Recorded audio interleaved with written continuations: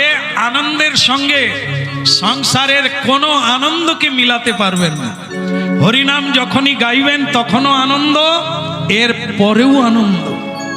আর আজকে যা পাবেন আগামী কাল তার দুঃখের কারণ। যেমন মনে করুন কারো বাড়িতে 3টে মেয়ে, তারপর একটা ছেলে হলো, আনন্দ হবে না দুঃখ হবে? আনন্দ হবে। ওই ছেলে যখন বড় হবে, কলেজে একা ঢুকবে, 2জন হয়ে বেরিয়ে আসবে, আনন্দ হবে?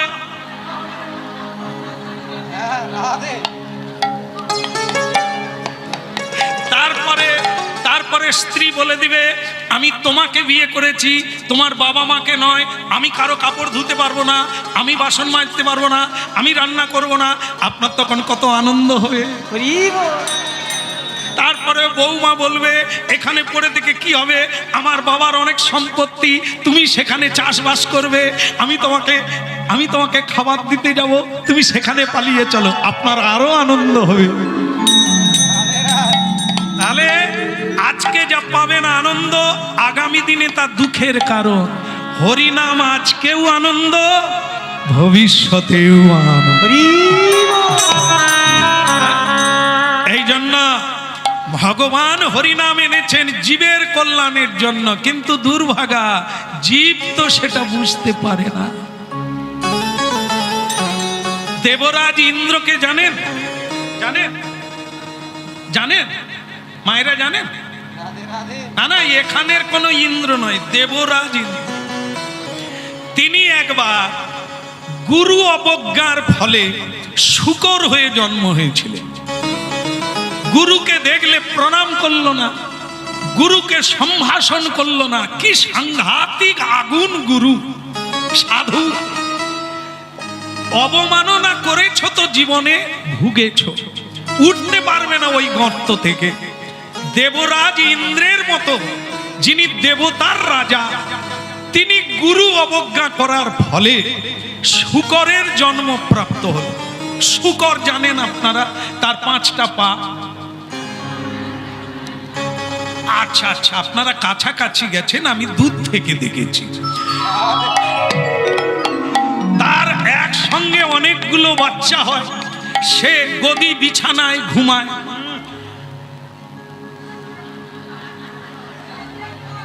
আচ্ছা আচ্ছা আচ্ছা, নর্দমায় বিষ্ঠার উপরে থাকে, তাই না? বিষ্ঠা খায়, বিষ্ঠায় ঘুমোয়। তাকে যদি কেউ গিয়ে বলে বাপ তোকে আমি পালঙ্ক দিচ্ছি শুবি চ, সে তোমাকে ঘো ঘো করে গুঁতোতে আসে। আপনারা বলুন তো, যে বিষ্ঠার দুর্গন্ধে আপনারা এই রকম কইরা চলেন, তাতে কি কেউ থাকতে পারে? ওটা কি ভালো জায়গা? নিশ্চয়ই না, আপনাদের ধারণাতে না, কিন্তু শূকর তাতেই আছে। তাকে যদি আপনি বোঝান যে তোমাকে আমি ভালো বিছানা দেব, ভালো খেতে দেব, ভালো ঘর দেব, ও যাবে কেন? যাওয়া তো দরকার ছিল। দেবরাজ ইন্দ্র আজকে বিষ্ঠা খাচ্ছে, বিষ্ঠায় ঘুমাচ্ছে। বহুদিন পরে ব্রহ্মাজি এলেন, সৃষ্টিকর্তা ব্রহ্মা। দেবতা না হলে জীব জগৎ চলবে না, তাকে ফিরিয়ে নিয়ে যেতে হবে। তার অপরাধ খণ্ডন হয়ে গেছে, এখনো বাড়ি ফিরে না। তাই ব্রহ্মাজি এলেন, ইন্দ্র, দেবরাজ ইন্দ্র, এ আপনি কোথায় আছেন? আপনি তো শূকর নন, আপনি যে দেবতা প্রণম্য, আপনি চলুন। সে মনে করলো আমি সুখে আছি, এ আবার আমাকে বিড় বিড় করে কি বলে।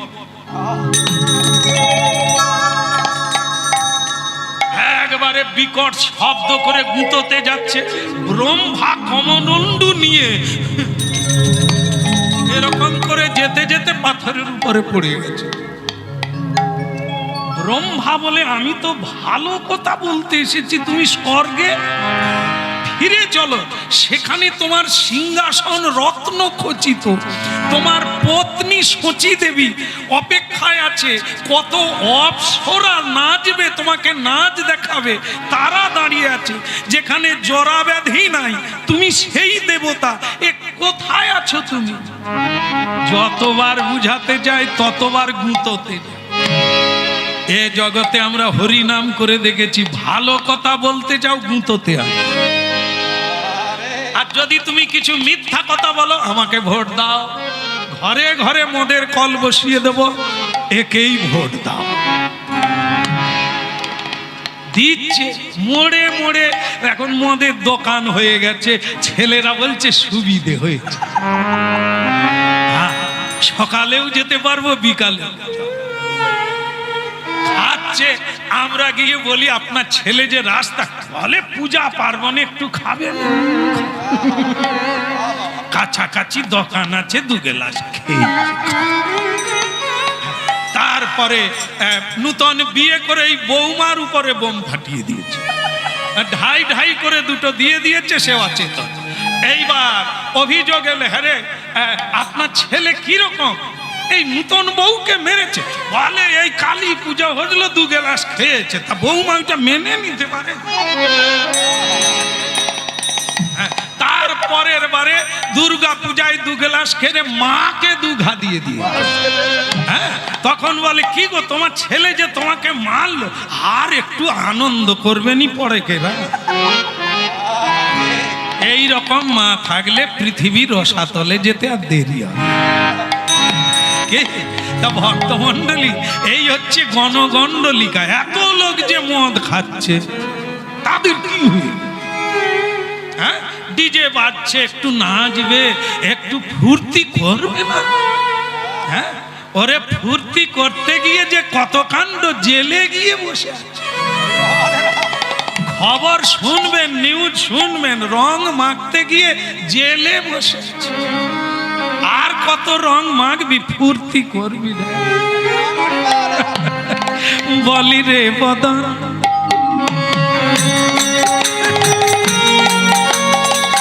শুকর জেল না ব্রহ্মাজি, আস্তে শুকরের বউকে মেরে দিল, বলে তাহলে চলে যাবে। বউ মরে যেতে সে আরো বেশি রেগে গেছে, বাচ্চাকে কেড়ে নিল, সে একা হয়ে গেল। শুকর বলে ওই কমলন্ডু হাতে ওই 4 মুখ লোকটা এলেই মেরে ফেলবে। ব্রহ্মা বারবার চেষ্টা করে ইন্দ্রকে তার স্বরূপে ফিরিয়ে নিয়ে যাবে। দুঃখের বিষয়টা আপনাদের বললাম, মানুষকে জ্ঞান দিতে গেলে নেবে না, যদি ভুল পথ দেখিয়ে দাও তোমাকে পুরস্কার দেবে।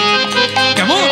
এই যে ব্রহ্মা তার ভালো চাইছে, কিন্তু তাকেই শুকর গুঁতোতে যাচ্ছে, হ্যাঁ তবুও সাধুরা মানুষের কল্যাণ করতে ছাড়ে না, হরিবোল বলাতে ছাড়ে না, বলায় হরিবোল। বলি রে বদ, লজ্জা পেয়ে গেল ইন্দ্রদেব, কমলন্ডু জল ছিটিয়ে দিয়েছে, শুকর দেহ পড়ে রইল, ইন্দ্র দাঁড়িয়ে গেল, লজ্জায় মাথা নিচু করলেন। ইন্দ্রদেব পাপ বাপকেও ছাড়ে না, এই জন্য একটু বেদ অধ্যয়ন করতে হয়, গীতা ভাগবত পড়তে হয়, সাধু সঙ্গ করতে হয়, নাহলে এরকম ব্রেক ফেল হয়ে নর্দমায় পড়ে যাবে। বলছেন আমার ভুল হয়ে গেছে, আর আমি এরকম বেহুশ হব না, গুরু সাধু বৈষ্ণব ভগবানকে মনে রাখার চেষ্টা করব, তাহলে বিপদ কোনোদিন আসবে না। রাধা মাধব কি। এখন গালব ঋষির হলো কি, যার গায়ে থুতু দিয়েছে, উপরে দেখলো পুষ্পক রথে চড়ে কৃষ্ণ ভক্ত হরি গুণগান গাইছে, আমি তোমাকে অভিশাপ দেব। এই অভিশাপ দিতে গেল, অভিশাপ দিতে গিয়ে ঋষি কি বের করছেন আপনারা বলুন তো? কে মাতাজি বললেন বোধহয়, আপনার বইতে আছে, তবু বলেছেন জোর গলা, এক কথায় বলে দিয়েছেন পইতে, যার নাম যজ্ঞসূত্র, যোগসূত্র, ব্রহ্মসূত্র। এই যজ্ঞসূত্র সামান্য সুতো নয়, যজ্ঞসূত্র স্বয়ং ব্রহ্মা, বিষ্ণু আর ভোলানাথ, 3 গণ্ডিতে 3 জন রয়েছে অবতার, যা মানুষের জীবনকে তরঙ্গায়িত করে। যদি কেউ বুঝতে পারে এর মহিমা কি আছে, আর না হলে সুতো মাত্র গলায় ঝুলবে, তার মন্ত্রও জানে না, তার প্রাণ সঞ্চারও জানে না, তাকে জাগিয়েও রাখতে পারে। এই যজ্ঞ সূত্র ধরে ঋষি যেই অভিশাপ দিতে গেল, ভেতর থেকে কে যেন বলে উঠল, তোমার সঞ্চয় থেকে খরচা হবে। তুমি যত ভালো কাজ করেছো তার একটা ফল সঞ্চয় আছে। এই কাউকে যদি অভিশাপ দাও, কাউকে যদি কিছু দিতে চাও, তাহলে তোমার সঞ্চয় থেকে কাটা যাবে। তুমি রাজি তো? ঋষি বলে বইয়েই গেছে, সে অপরাধ করছে, পাপ করছে, সে ভুগবে, আমি অভিশাপ দিতে গিয়ে কেন খরচা করবো নিতাই? হ্যাঁ, এই এখানে এসে অনেকে প্রণাম করেছে, প্রণাম করে বসেছেন, আপনারা জানেন। যারা প্রণাম করেননি তারা জানেননি, অপরাধ নয়, জেনে নিলে। যেখানে যেমন সেখানে তেমন করা উচিত, করলে আপনি পাবেন, আপনারই লাভ হবে। তাই ভক্তমণ্ডলী মায়েরা এখানে কি দাঁড়ালো? অর্থাৎ যদি আপনারা প্রণাম করবেন, যদি কীর্তন শুনবেন, যদি তুলসী পরিক্রমা করবেন, যদি আরতি দর্শন করবেন, যদি প্রসাদ পাবেন, যদি কৃষ্ণ কথা বলবেন, এর দ্বারা পুণ্য সঞ্চয় হবে, সুকৃতি সঞ্চয় হয়ে থাকবে। কিন্তু যদি আপনি কাউকে ঝগড়া করতে করতে বলে ফেলেন, দাঁড়া ভগবানের দিব্যি দিয়ে বলছি, তোর পা খসে যাবে, বাস ওই আপনার যেটুকু ছিল ভাঁড়ে, আমার মনে হয় এরপরে আর ঝগড়া হবে না। আমি একটা ঘটনা বলি। এই যে আমি যে পাড়ায় থাকি, আপনাদের এখানে ঝগড়া নিশ্চয়ই হয়নি? হয় হয়, কম হয়, মাঝে মাঝে হয়। আমাদের ওখানে প্রায় হয়। কেমন? তা আমি আমার ঝগড়া লাগলে আমার আবার ভালো লাগে, কিরকম কিরকম কথা বলে, কিরকম অঙ্গভঙ্গি করে, আমি দাঁড়িয়ে দাঁড়িয়ে দেখি, অপূর্ব লাগে। আমি ওই আদগুলো নেওয়ার চেষ্টা করি, কেন আমাকে কীর্তন গাইতে হয়, যদি কোথাও দিতে পারি। তো শাশুড়ি বৌমায় যখন ঝগড়া হয়, আমি দাঁড়িয়ে দাঁড়িয়ে শুনি। শাশুড়ি বৌমাকে অভিশাপ দেয়, বৌমা আবার শাশুড়িকে অভিশাপ দেয়। কিরকম? এই যেমন বলছে, শাশুড়ি বলছে, বৌমা কার ছেলের হাত ধরে তুমি ঘরে ঢুকেছো? জানো এই ঘরের কানায় কানায় সব আমার মেহনত লেগে আছে, তুমি আমাকেই এত বড় কথা, তোমাকে আমি অভিশাপ দিলাম, তোমার জিভ খসে যাবে। আমি বললাম, ওরে বাবা, কি শক্তি ধরেছে শাশুড়ি মা, বৌমার জিভ খসে গেলেও তো আর কথা বলতে পারবে না। আমি সাল তারিখ লিখে নিলাম, দেখি জিভ কবে খসে।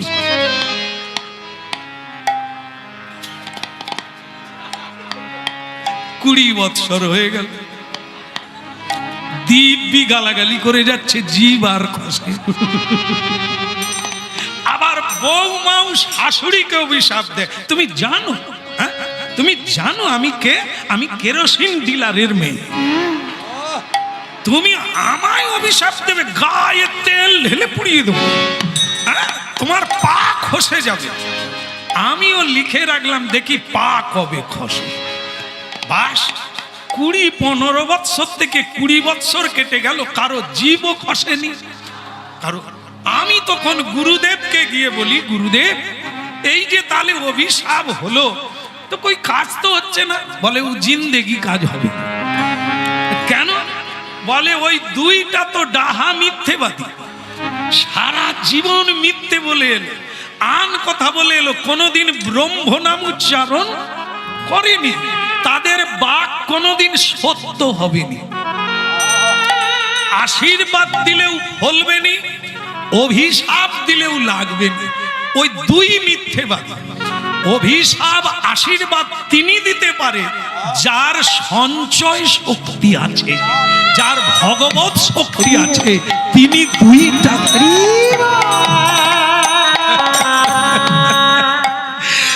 এই জন্য ভক্তমণ্ডলী মায়েরা প্রণাম করুন, নাম করুন, সত্য পথে চলুন। চলেই যখন যেতে হবে মিথ্যা বলে কি হবে, ল্যাংটাই যখন যেতে হবে এত স্টাইল করে কি হবে, হ্যাঁ কি না বলো, প্রেম সে বলো। মা, এ হরিনাম মিথ্যা যায় না। আজ বহু মায়েরা গয়না খুলে দিয়েছে, তুলসীর মালা পরেছে, তিলক দিয়েছে, নামের ঝোলা হাতে নিয়ে নিয়েছে।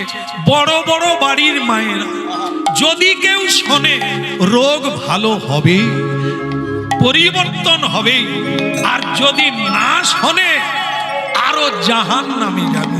কারণ কীর্তনিয়া শ্যাম সুন্দরের বাণী নয়, এ হচ্ছে গৌর সুন্দরের। এ শ্যাম সুন্দর কেবল পিয়ন মাত্র, সাধারণ একটি পিয়ন মাত্র। শুধু যার যার নামের চিঠি, টাকা পয়সা শুধু দরবারে পৌঁছে দেওয়ার লোক, এগুলো আমার জিনিস নয়।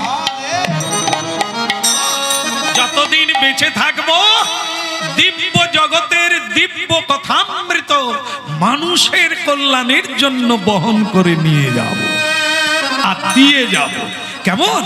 এই জন্য শুনতে হবে আপনার কল্যাণের জন্য।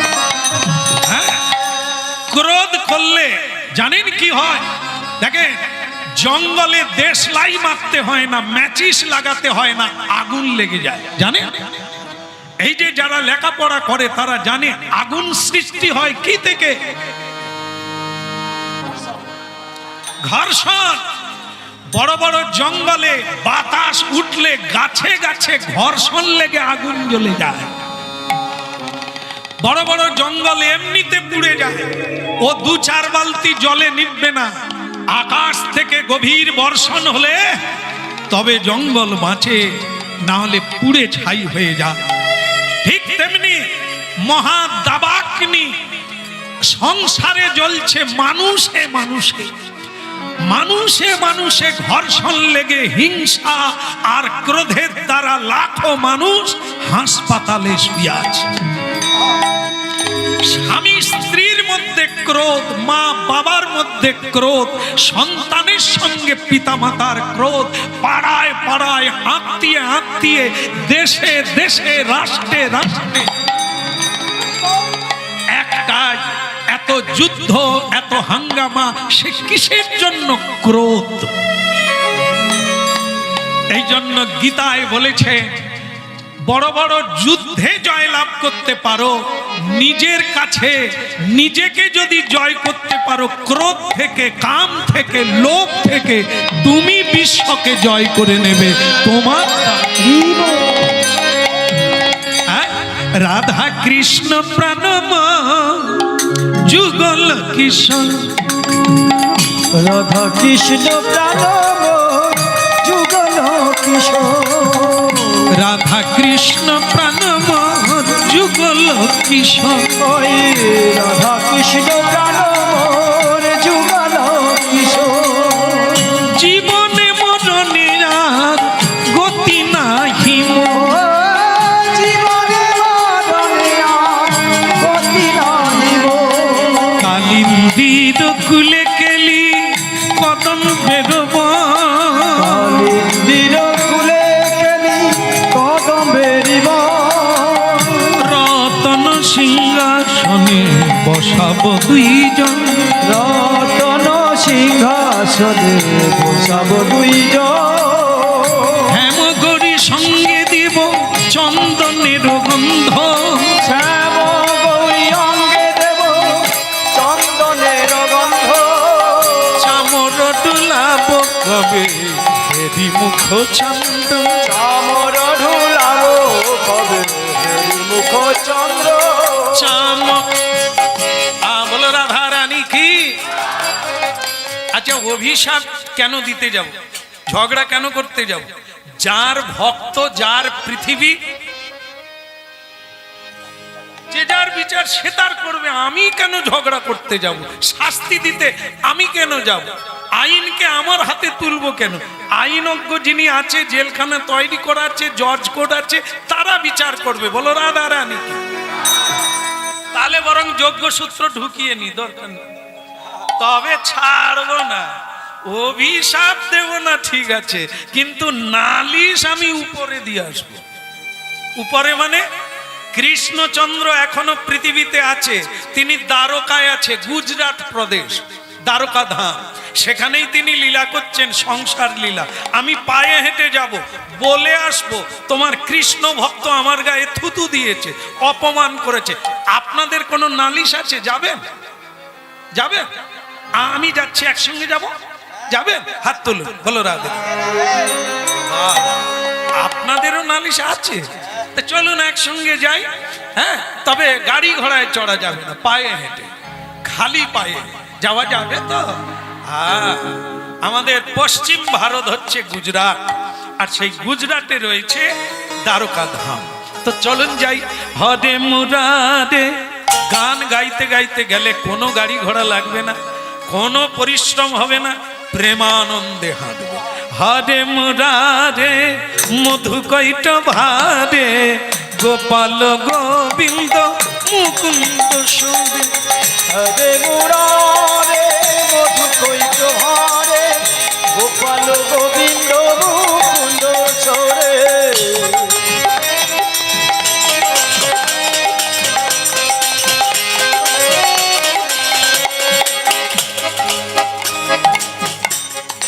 এখন কাউকে হাঁটার কথা বলেন, ও মা গো,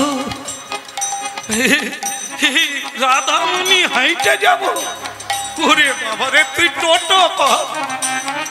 এই টোটো কইরা তো সব বুড়া হইয়া গেল। আগেকার মানুষ এখনো আছে, বোঝা মাথায় নিয়ে 10 মাইল রাস্তা পান চিবোতে চিবোতে হেঁটে চলে যায়।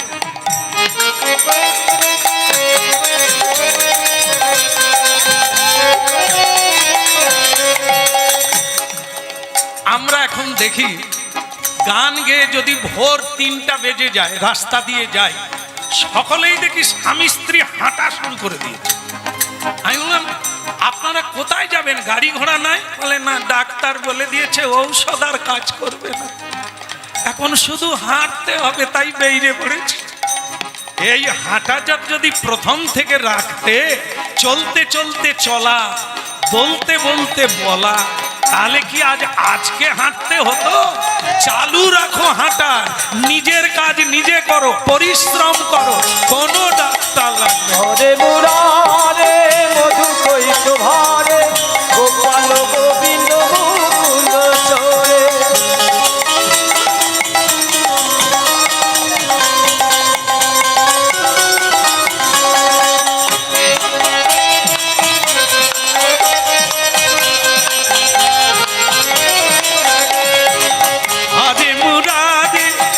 কৈট ভারে গোপাল গোবিন্দ মুকুন্দ সৌরে।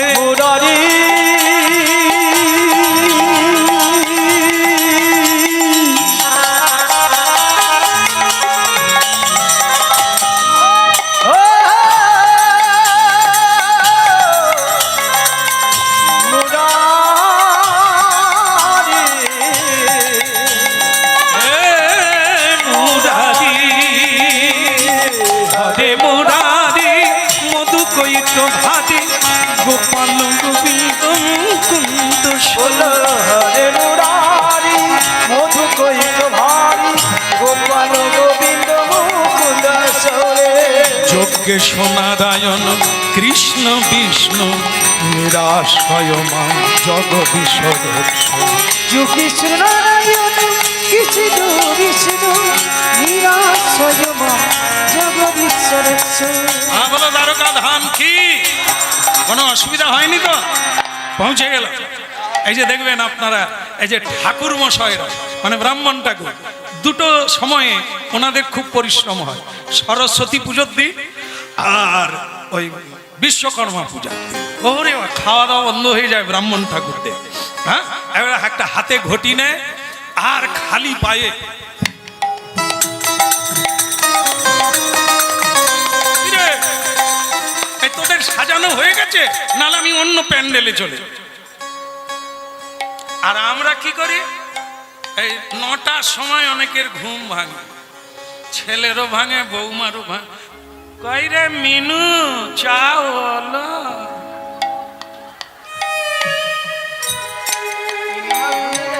এদেরকে রেখে কোনো লাভ আছে? হ্যাঁ, এরা সংসারে মা বাবাকে কি খাওয়াবে? চা করে বৌমাকে মিনু, এসব পলিও রুগী, শুধু খাবে, চাউমিন খাবে, আর ধোসা খাবে, ইডি খাবে, সিডি খাবে। আরে খেতে তো আপত্তি নেই, আবার যদি ডাক্তারে পয়সা খাবে তো খাবি কেন? খেয়ে হজম কর, খেয়ে দৌড়া। দেখি ভীম খেয়ে তার যুধিষ্ঠির, অর্জুন, নকুল, সহদেব মাকে কাঁধে করে নিয়ে চলে গেল। আর আজকে খেয়ে শুধু ভুঁড়ি বেড়ে যাচ্ছে, শরীর বেড়ে যাচ্ছে, উপর তলায় উঠতে পারে। এ দরকার আছে? এই জন্য হাঁটা চালু করতে হবে, পরিশ্রম করতে হবে। ডাক্তার এখন শুধুই বলছে ঔষধে আর হবে না, পরিশ্রম। বলো রাধা মাধব কি, দ্বারকা ধাম কি।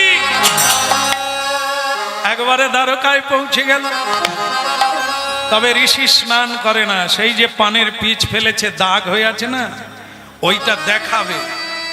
শ্রীকৃষ্ণকে নালিশ দিতে গেলে তো প্রমাণ পদ্ধতি চাইবে। হ্যাঁ, যে থুতু দিয়েছে তার প্রমাণ কি দেখাতে হবে। হ্যাঁ, এই জন্য সে স্নান করে না। হ্যাঁ, কিন্তু গেটে দারোয়ান আছে, দ্বারপাল, সে বড় বড় গব আছে, সে এরকম করছে, এ বুড্ঢা তুই কোন হ্যাঁ রে? ঋষি বলে তোর বাপ আমাকে দেখলে প্রণাম করে, তুই তার বাচ্চা, গেটে দাঁড়িয়ে তুই আমাকে বলিস আমি কে?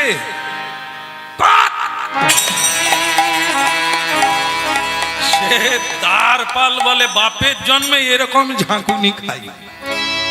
কি গোলার তেজ রে বাবা, এ তো মনে হয় যা চোখ পাকাচ্ছে আমাকে পুড়িয়ে দেবে। আগে আপনার নাম কি? তোর বাবা জানে, তোর বাবা। তোর বাবার বুকে দেখবি ব্রাহ্মণের পদচিহ্ন, বিষ্ণু বুকে পদচিহ্ন, ললাট লেখা কে খণ্ডায়। ভৃগু মুনি ভগবানের বক্ষে লাথি মেরেছিল ভগবানকে জানার জন্য। তোর বাবা অর্থাৎ বিশ্বপিতা ভগবান, যার দরবারে তুই কাজ করছিস, তিনি হামাগুড়ি দিয়ে উঠে ভৃগু মুনির চরণ ধৌত করে দিয়েছিলেন। ভক্ত সুদামার চরণ স্বয়ং ভগবান হয়ে ধৌত করেছিলেন। হতভাগারে, কেন? আপনি আচরি ধর্ম জগতে শিখা। ভক্তি করুন,